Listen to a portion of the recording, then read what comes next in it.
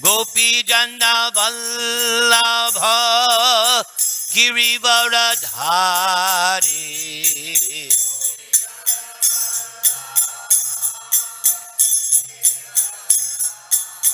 Yasodanandana Braja Janaranjana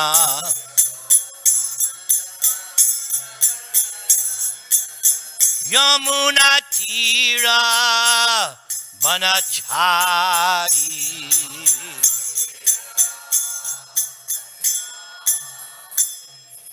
Jam Vishnupad Paramahansa Paribrajaka Astotra Sattasi Simat His Divine Grace A.C. Bhaktivedanta Swami Srila Prabhupada Ki Jai Ananta Koti Vaishnava Vrindi Ki Jai Nama Chaja Haridas Thakur Ki Jai Prem Se Kaho Sri Krishna Chaitanya Prabhu Nityananda Sri Advaita Gadadhar Sri Vasadi Gaur Bhakta Vrindi Ki Jai Sri Sri Radha Krishna Gop Gopinath Syama Kunda Radha Kunda Giri Govardhan Ki Jai Vrindavan Dham Ki Jai Navadvip Dham Ki Jai Bhakti Devi Ki Jai Tulsi Maharani Ki Jai Yamuna Devi Ki Jai Ganga Devi Ki Jai Samaveta Bhakta Vrinda Ki Jai Gaur Premanande.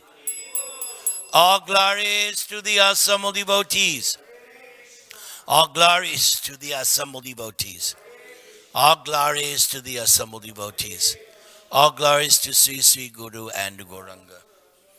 Nama Om Vishnu Padaya Krishna Preshthaya Bhutale Srimate Bhakti Vedanta Swamin Iti Namane Namaste Saraswati Devi Gauravani Pracharane Nirvishesha Shunyavadi Paschatya Deshatarane. Before I begin class, I was requested by one of my god sisters to point out that the melody we just sang for Damodarashtakam is the correct melody for the morning, and the other tune that we sing is for the evening. I did this on the request of my god sister. We are here to speak and listen to the Srimad Bhagavatam, Canto 1, Chapter 3, verse number 12. Om Namo Bhagavate Vasudevaya.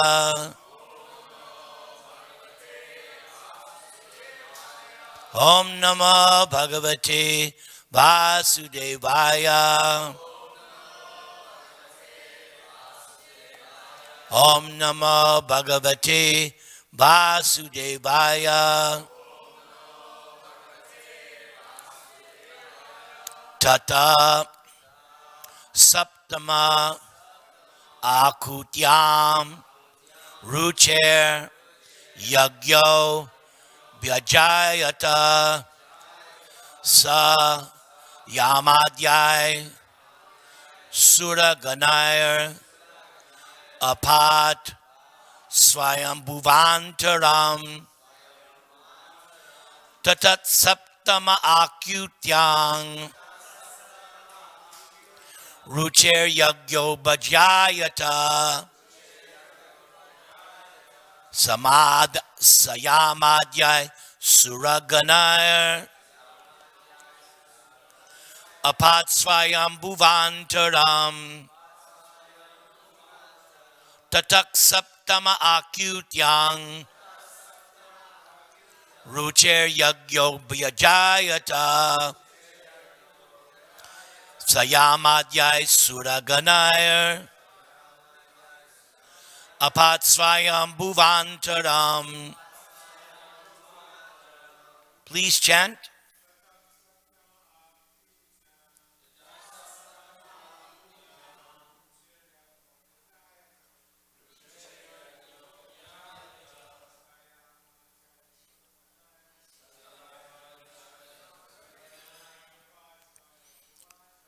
Apatsvayambhuvantaram Atak Saptama Akutyang Rucher Yagyo Bhajayata Sayamadhyay Suraganair Apatsvayambhuvantaram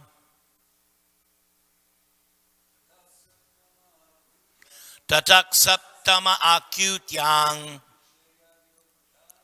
Rucher Yagyo Bhajayata Sayamadhyay Suragunair Apatsvayambhuvantaram Tatak Saptama Akyutyang Rucher Yagyo Bhajayata Sayamadhyay Suraganair Apatsvayambhuvantaram. Ladies, Tatak Saptama Akyutyang Rucher Yagyo Bhajayata Sayamadhyay Suraganair Apatsvayambhuvantaram Tata Saptama Akyutyang Rucher Yagyo Bhajayata Sayamadhyay Suraganair Apatsvayambhuvantaram. Anyone else? Tata. After that, Saptame, the seventh in the line.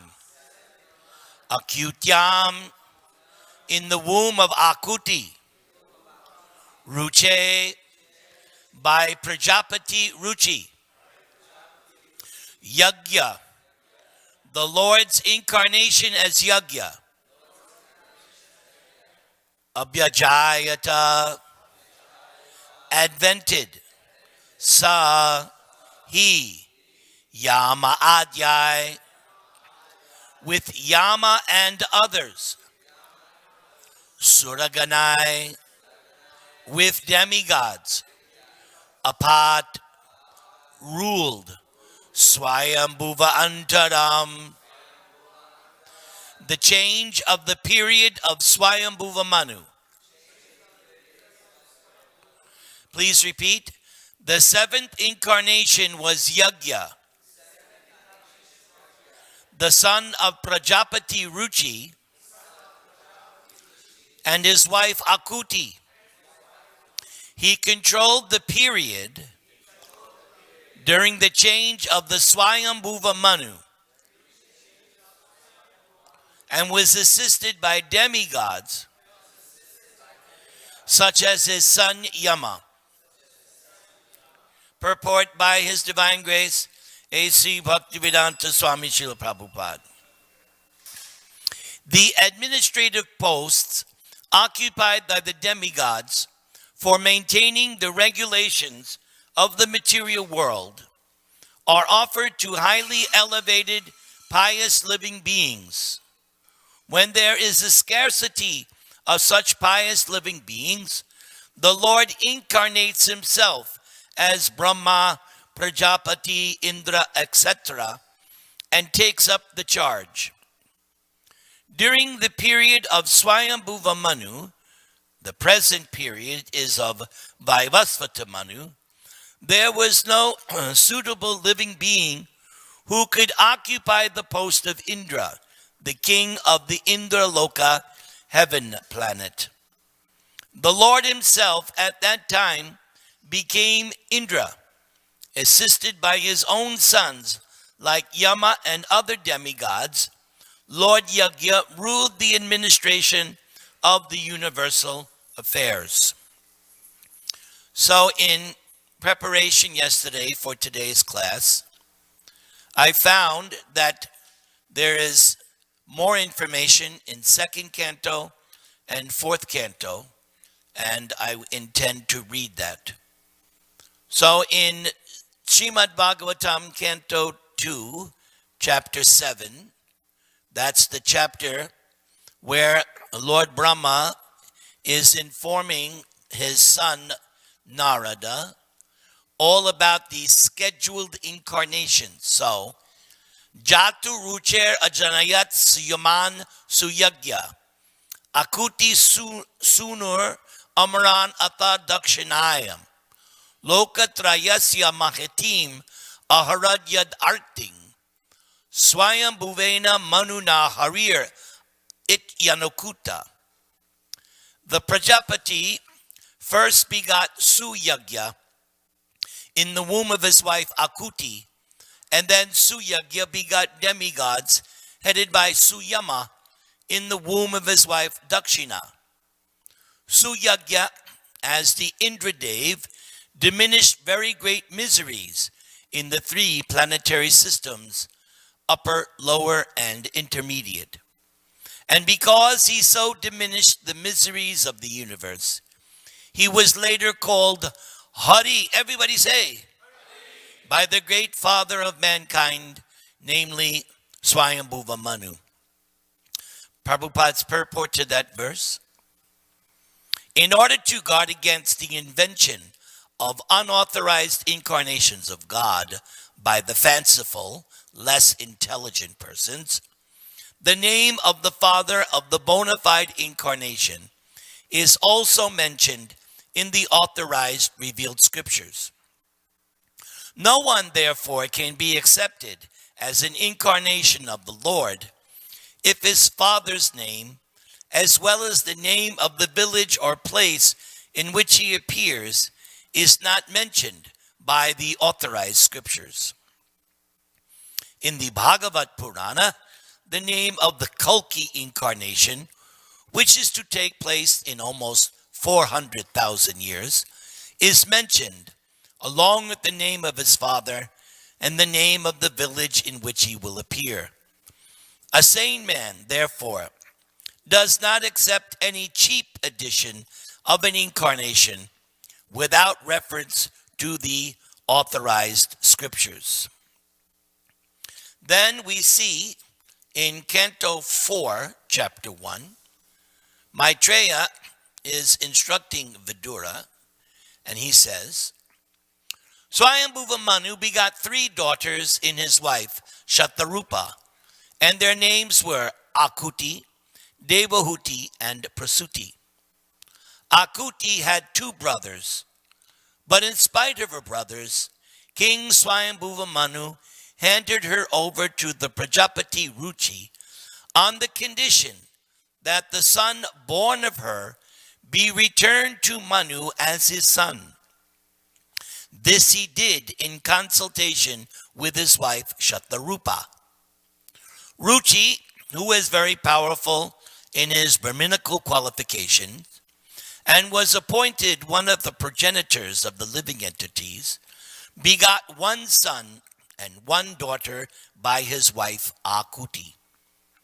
Of the 2 children born of Akuti, the male child was directly an incarnation of the Supreme Personality of Godhead, and his name was Yagya, which is another name of Lord Vishnu. The female child was a partial incarnation of Lakshmi, the goddess of fortune, the eternal consort of Lord Vishnu. Swayambhuva Manu very gladly brought home the beautiful boy named Yagya, and Ruchi, his son-in-law, kept with him the daughter Dakshina.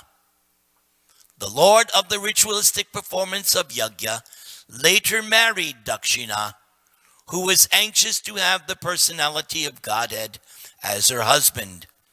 And in this wife, the Lord was also very much pleased to beget 12 children. The 12 boys born of Yagya and Dakshina were named Tosha, Pratosha, Santosha, Bhadra, Santi, Idaspati, Idma, Kavi, Vibhu, Svana, Sudeva, and Rochan. During the time of Swayambhuva Manu, these sons all became the demigods, collectively named the Tushitas. Marichi became the head of the 7 Rishis, and Yagya became the king of the demigods, Indra. So for this section, I just extracted essential purports. Sometimes a sonless person offers his daughter to a husband on the condition that his grandson be returned to him to be adopted as his son and inherit his property. This is called Putrika Dharma, which means that by execution of religious rituals, one gets a son, although one is sonless by one's own wife. But here we see extraordinary behavior in Manu, for in spite of his having 2 sons, he handed over his first daughter to Prajapati Ruchi on the condition that the son born of his daughter be returned to him as his son. Srila Vishwanath Chakravarti Thakur comments in this connection that King Manu knew that the Supreme Personality of Godhead would take birth in the womb of Akuti. Therefore, in spite of having 2 sons, he wanted the particular son born of Akuti because he was ambitious to have the Supreme Personality of Godhead appear as his son and grandson. Manu is the lawgiver of mankind, and since he personally executed the Putrika Dharma, we may accept that such a system may be adopted by mankind also. Thus, even though one has a son, if one wants to have a particular son from one's daughter, one may give one's daughter in charity on that condition. That is the opinion of Srila Jiva Goswami. Lakshmi, the goddess of fortune, is the eternal consort of Lord Vishnu. Here it is stated that both the Lord and Lakshmi, who are eternal consorts, appeared from Akuti simultaneously. Both the Lord and his consort are beyond this material creation, as confirmed by many authorities, Narayana Paro Vyaktat. And therefore their eternal relationship cannot be changed. And Yagya, the boy born of Akuti, later married the goddess of fortune. Swayambhuva Manu was very glad to see that his daughter Akuti had given birth to both a boy and girl. He was afraid that he would take one son and that because of this, his son-in-law Ruchi might be sorry. Thus, when he heard that a daughter was born along with the boy, he was very glad. Ruchi, according to his promise, returned his male child to Swayambhuva Manu and decided to keep the daughter, whose name was Dakshina. One of Lord Vishnu's names is Yagya, because he is the master of the Vedas. The name Yagya comes from Yajushang Pati, which means the Lord of all sacrifices.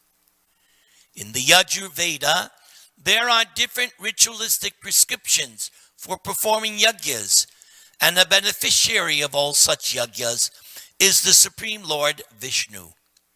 Therefore, it is stated in Bhagavad Gita, Yagyarthat Karmana. One should act, but one should perform one's prescribed duties only for the sake of Yagya or Vishnu. If one does not act for the satisfaction of the Supreme Personality of Godhead, or if one does not perform devotional service, then there will be reactions to all one's activities.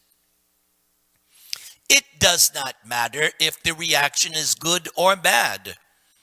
If our activities are not dovetailed with the desire of the Supreme Lord, or if we do not act in Krishna consciousness, then we shall be responsible for the results of our activities. There is always a reaction to every kind of action. But if actions are performed for yajna, there is no reaction. Thus, if one acts for yajna, or the Supreme Personality of Godhead, one is not entangled in the material condition. For it is mentioned in the Vedas and in Bhagavad Gita that the Vedas and Vedic rituals are all meant for understanding the Supreme Personality of Godhead, Krishna. From the very beginning, one should try to act in Krishna consciousness. That will free one from the reactions of material activities. Finally, I would like to read to you a very short lecture Prabhupada gave here in Los Angeles on this verse. I thought this would be interesting to see. How does Prabhupada give class? So this was in Los Angeles, so 1972, so it was definitely here at Watsika. Although 72 must have been where the Fate Museum is. Is that correct? The temple used to be, yes. When did we start here? Did anybody know? 74? Yes. Okay. So this was September 17th, 1972.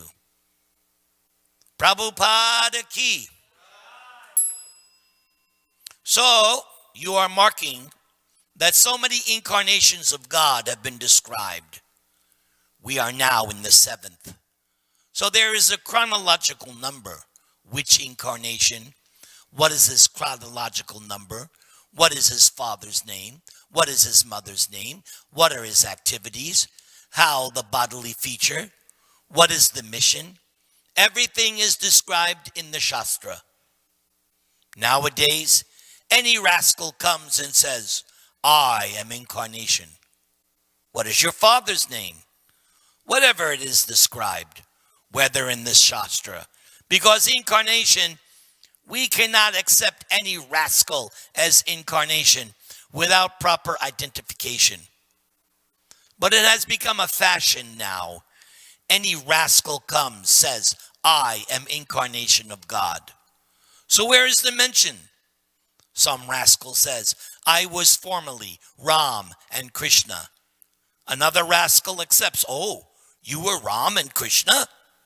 So this kind of rascalism is not very good. You must accept the incarnation of God according to the description in the Shastras.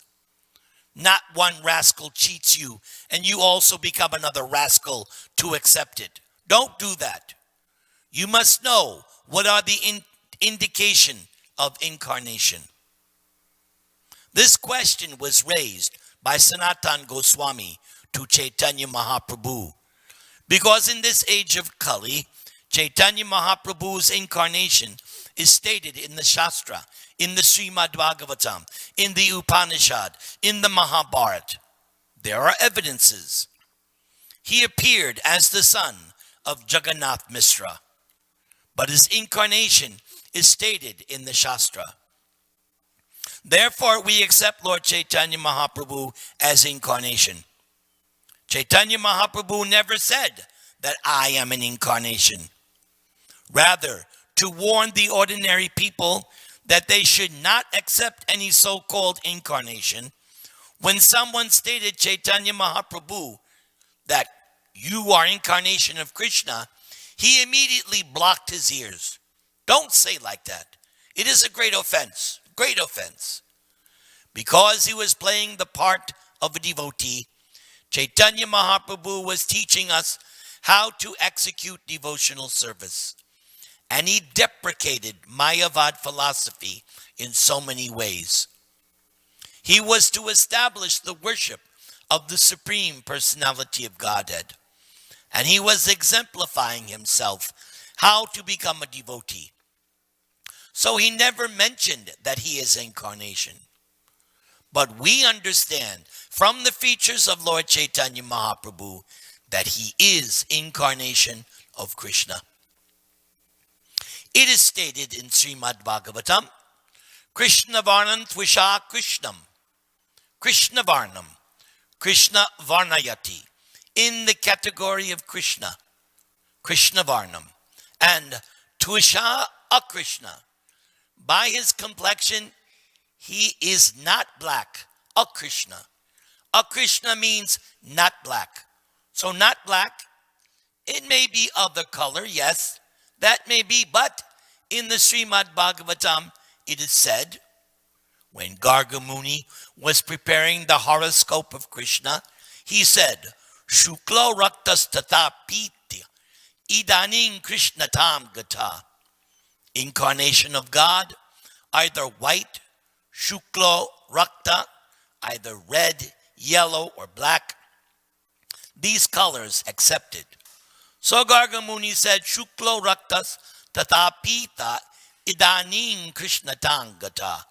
Your son, this son, formerly he appeared in white color, in red color, in yellow color. Now he has appeared in black color. So Chaitanya Mahaprabhu was yellow color.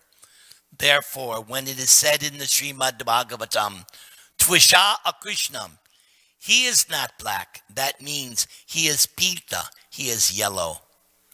Krishna Varnan Tvisha Krishnang Sango Pangashta Parshadam. He is always associated by his devotees. Chaitanya Mahaprabhu, so long he lived on this planet, he was always associated with the devotees. The most confidential devotees. Chaitanya Mahaprabhu, Sri Krishna Chaitanya, the central point. Prabhu Nityananda, Sri Advaita, Gadadhar, Srivasadi Gaur, Bhakta Vrinda. So, Sango Pangastra Parshadam, Krishna Varnam. He is always chanting Krishna. He is Krishna himself. Tvisha Akrishnam. But his bodily complexion is not like that. And the other feature, Sango Pangastra Parshadam. And he is always associated with his devotees. They are his soldiers. Sango Pangastra Parshadam. In other incarnation, Krishna comes with weapon. As Lord Ramachandra, he came with bow and arrows. As Krishna, he came with disc and club. Here, Krishna has come compassionately to distribute mercy to the fallen souls. So he has not taken any astra, any weapon. His weapon is his associate devotee. Chaitanya Mahaprabhu's associate, Nityananda Prabhu. He is going to kill Jagai and Madai, not by weapon, but by his mercy. He went to preach Jagai and Madai, the drunkards, the woman hunters, flesh eaters, and they hurt him. Still, he delivered them. So these astra, this is the astra. By argument, by philosophy, by entreating, by flattering, they are giving Krishna consciousness. Advaita Prabhu, Nityananda Prabhu, yes. Otherwise, they are already killed. Krishna, if he kills them, then everything is finished. They are already killed by so many bad habits. They are going to hell. So those who are already killed, so what will be the benefit by killing them? So, deliver them. Sango Pangastra Parshadam. This is the incarnation of Krishna. It is stated. And how is he worshipped? Yagyai Sankirtana Prayayar Yajantihi Sumedasa. The worshipping method of Lord Chaitanya, incarnation of Krishna, is not very difficult. Simply Yagyai Sankirtanai. You perform this yagya of Sankirtan. Everybody, Hare Krishna. Krishna Krishna, Hare Hare, Hare Rama, Rama Rama. So, Sanatana Goswami, he was a minister. So to confirm this, he asked Chaitanya Mahaprabhu, how can I accept somebody as incarnation? So Chaitanya Mahaprabhu said, that is not difficult. Everything is stated in the Shastras. And from the evidence of the Shastra, you can accept who is incarnation. So our point is that you do not become so foolish and rascal that any rascal comes and poses himself as God, incarnation of God. You kick on their face. Please consult the Shastras, whether his name, his father's name, his mother's name, his features of the body, his activities are corroborating with the Shastra. Then accept, otherwise don't. Thank you very much. Srila Prabhupada ki. So the floor is open for discussion. Who would like to start today's session?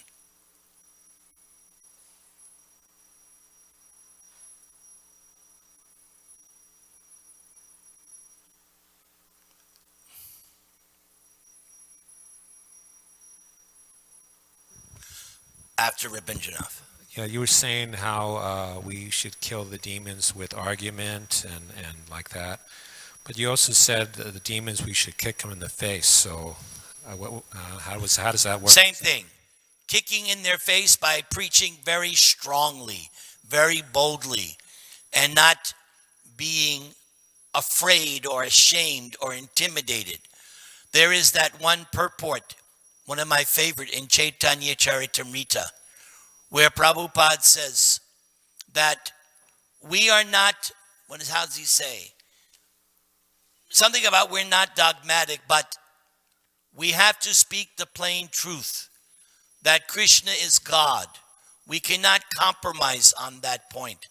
In my next class in 2 weeks, I'll find that purport that I'm referring to and read that. Then Prabhupada again makes the same point. We are speaking according to the Shastra. It's not that we are doing things whimsically. So when people say you are good, they are good, no. We are good. We are correct. Krishna is God. That's kicking on their face. Strong, bold, direct, not mamsy-pamsy preaching.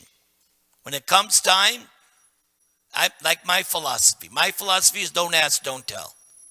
But if they ask, then I'm going to tell them. Who is God? Krishna. Who is the representative of Krishna? Srila Prabhupada. What is the best method for achieving self-realization? Chant Hare Krishna. No compromise. That's what I call kicking on their face. All right, you have a question here? Wait for the microphone. Here. I just want to ask, you said, this is Prabhupada words, that in Kali Yuga, Astra for this sage is in this order, argument, philosophy, flattering, and 2 more words. Okay, so you want to go back, okay. Yes, I'm very good at that flattering technique. That's how I got where I am. Let's see, what does he say?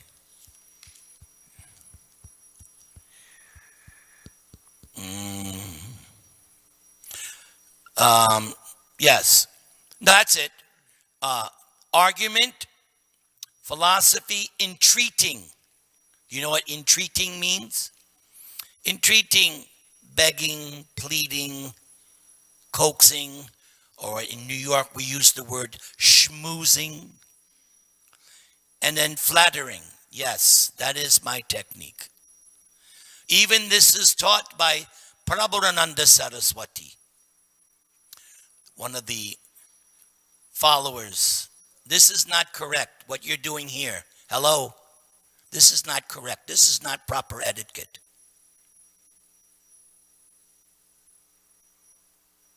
That's called kicking on face.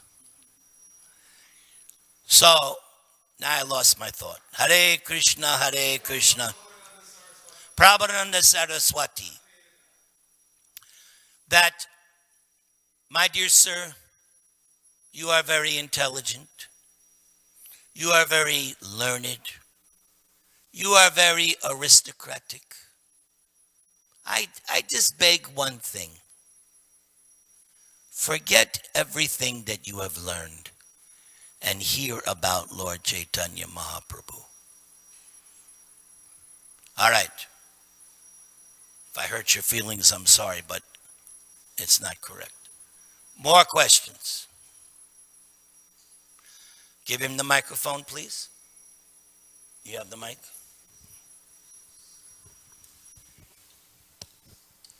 My question is, what if someone's being aggressive towards you? What's that?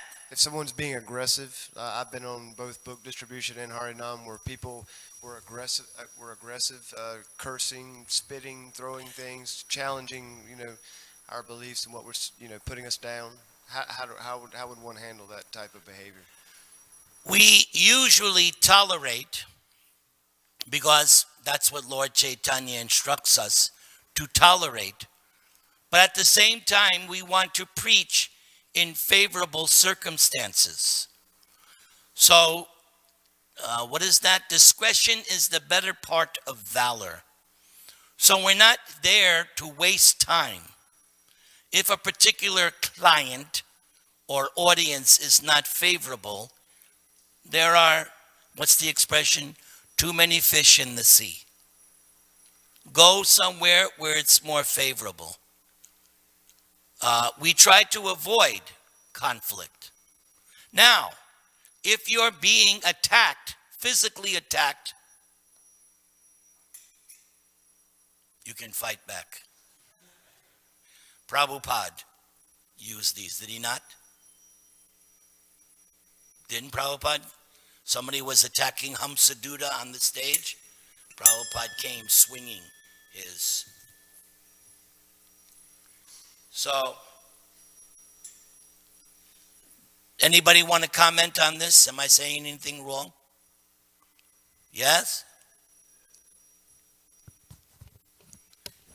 In my experience, when someone's being aggressive, it's best to be tolerant and try to get out of the situation as fast as possible because, one of the things that Prabhupada would often do in his lectures, when someone got into a challenging spirit, he would actually not give them knowledge. He would actually stop. I remember there's one lecture where someone was challenging him, and it was completely on I'm pretty sure the lecture was given on one must approach the spiritual master in a mood of submission. And so if someone's trying to, challenge us and it's in an aggressive spirit, we shouldn't actually really succumb to them. We should just, thank them, be kind, be gentle, and just try to leave the situation. Because it's not really, there's no sense in throwing Don't pearls waste of time. swine. Yeah, don't throw pearls of swine. Whenever if I was have been in that situation, this is what I do. Hare Krishna, Hare Krishna. They run away from loud chanting. Give the microphone to Archita. Hare Krishna. Nirantara Prabhu, thank you for a wonderful class. The recommendation from the Shastra is for yourself be tolerant, but if other devotees are being attacked, then you have to do something. Sometimes they go out on the Harinam party, and the Matajis are being bothered, and you just keep chanting and smiling like, no, you have to go over and protect the Matajis. You can't just stand there and, it's Krishna's arrangement. No, go and protect. Any devotee who's being attacked, you go and protect them. That's your duty. For yourself, you can tolerate, if you want to tolerate somebody spitting on you, fine, but don't tolerate that happening to another devotee. Go and protect them. And as far as Prabhupada's example, he gave many examples, so you can't just cite one. There's a famous one in India. Prabhupada's giving a lecture, and some Western guy was there, and he kept disturbing. He kept getting up and saying, well, I think, Prabhupada would say, sit down. Well, and then Prabhupada finally yelled at him, sit down and be quiet. And he was so strong that some of the Indians left, because their idea of Swami is, everything is all right, just smiling. Prabhupada was not like that. Prabhupada was not like that. He was very strong. When somebody was a disturbance, sit down and be quiet. That's Prabhupada. So Prabhupada didn't always tolerate. Sometimes he tolerated, sometimes he didn't. So we can't cite just one example. You have to look at the big picture. Surdas. Also, Prabhupada said that you show your, what is it called? Fungs? No, Prabhupada said fungs, and devotees said, no, fangs, Prabhupada. He said, yes, the snake sometimes shows the fangs, and people run. So when we're preaching, you don't have to attack physically, but one doesn't tolerate and let people believe that devotees are so meek and humble that they won't rise up. Just like there was one manager of an airline in Dallas, Texas, 1979, and he came over to one of our Matajis and stole a pin from her, what is it called, the roses or the flowers she was, and started pricking her with pins. This is a manager of an airline. So I was with one of the temple Kshatriyas, and that night he performed seva to protect the Mataji who was going every day to that airlines. And he did several things with pizza parlors and cabs and cement trucks, etc., etc., etc. Didn't hurt the gentleman. Kept him up pretty much all night. Somehow got his address, got his number. The next morning he came crawling to the Mataji begging for forgiveness. So devotee sometimes becomes, hard like a thunderbolt and soft as a rose. Thank you. Anything else? This Mataji?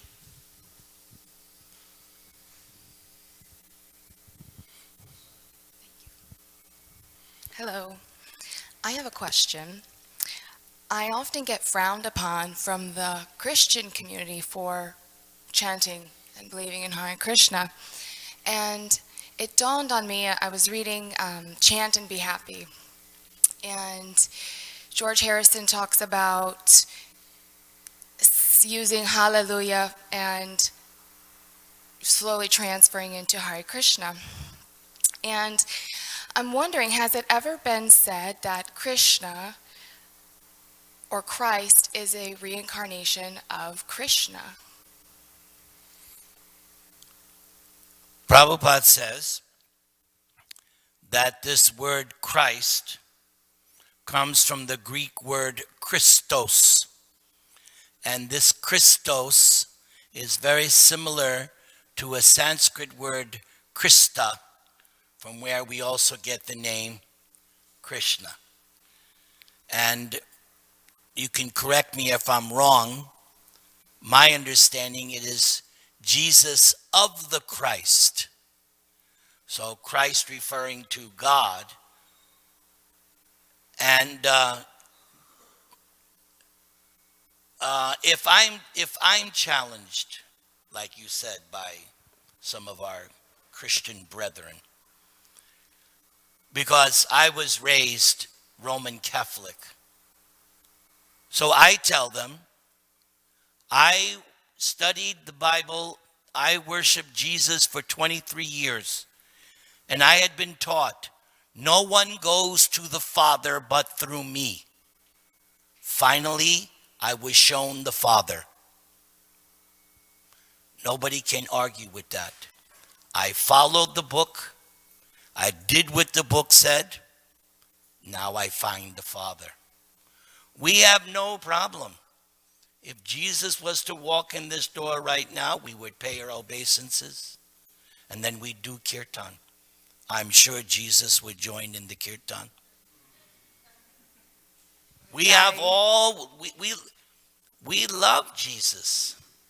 And I'm sure Jesus loves us. Because didn't Jesus says, I'm doing my Father's work? Are we not doing our Father's work? What is God's work? God's work is to deliver the fallen conditioned souls. That is everything this movement is trying to do. Deliver the fallen conditioned souls. So nobody should have an argument with us. We are the best, humbly. Now, one more thing, because your question was so delicious. If I am in a situation and being harassed, this is how I deal with it.